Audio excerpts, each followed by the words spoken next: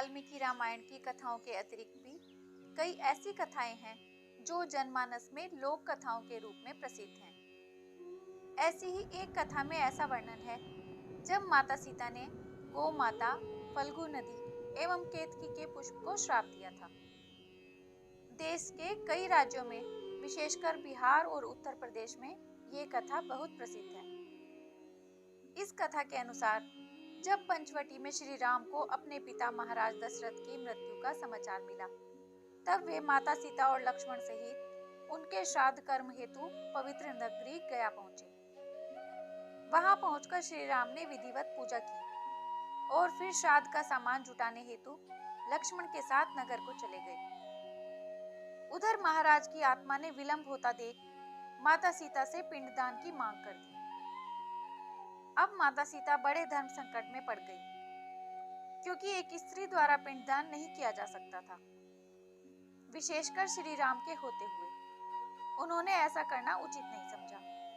सीता माँ ने उन्हें बताया कि श्री राम इसी के लिए नगर गए हैं, आते ही होंगे।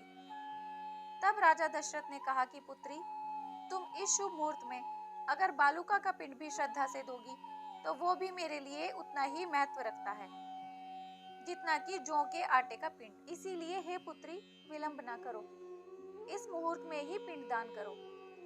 फिर महाराज दशरथ की आत्मा द्वारा बार बार अनुरोध करने पर उन्होंने फल्गु नदी, केतकी के पुष्प, एक गाय एवं वट वृक्ष को साक्षी मानकर महाराज दशरथ की आत्मा को पिंडदान दे दिया। जब श्री राम वापस आए तो माता सीता ने इसकी सूचना उन्हें दी।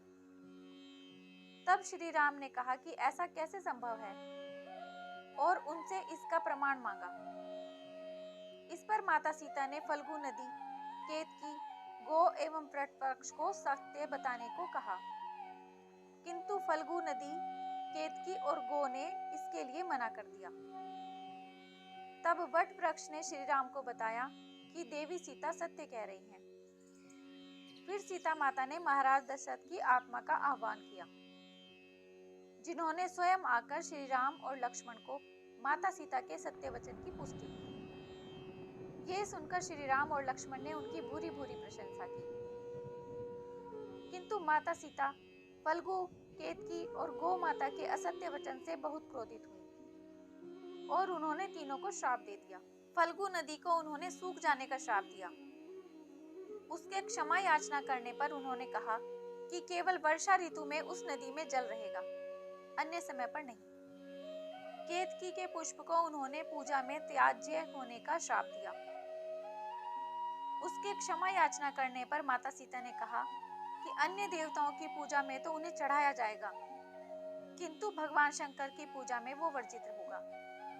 गौ माता को उन्होंने श्राप दिया कि जिस मुख से उन्होंने असत्य भाषण किया है वो मुख अपवित्र माना जाएगा और उसकी कभी पूजा नहीं की जाएगी।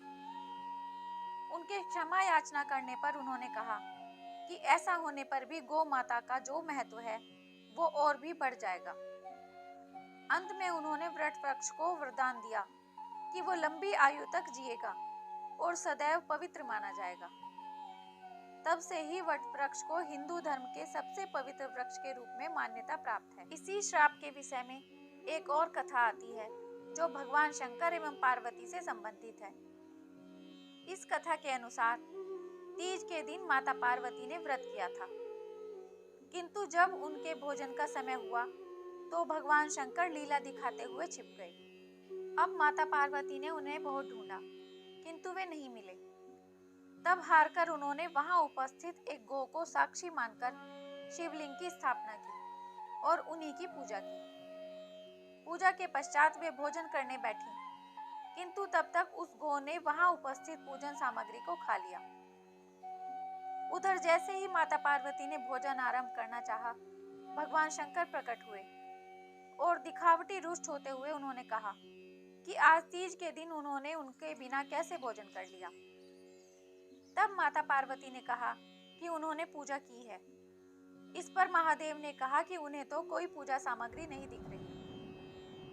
माता पार्वती ने उस गौ से सत्य बताने को कहा, किंतु उसने ना में सिर हिला दिया। तब महादेव ने हंसते हुए कहा कि वे तो बस ठिठोली कर रहे थे, उन्हें सत्य का ज्ञान है। ये कहकर वे माता पार्वती सहित वहां से जाने लगे।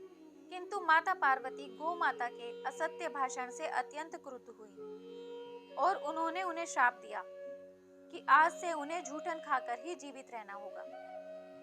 तब स्वयं उन्हें अपने श्राप का क्षोभ हुआ, तो उन्होंने पुनः गौ माता को आशीर्वाद दिया कि वे दिव्य जन्मा हैं और उनके सभी गुण यथावत ही रहेंगे।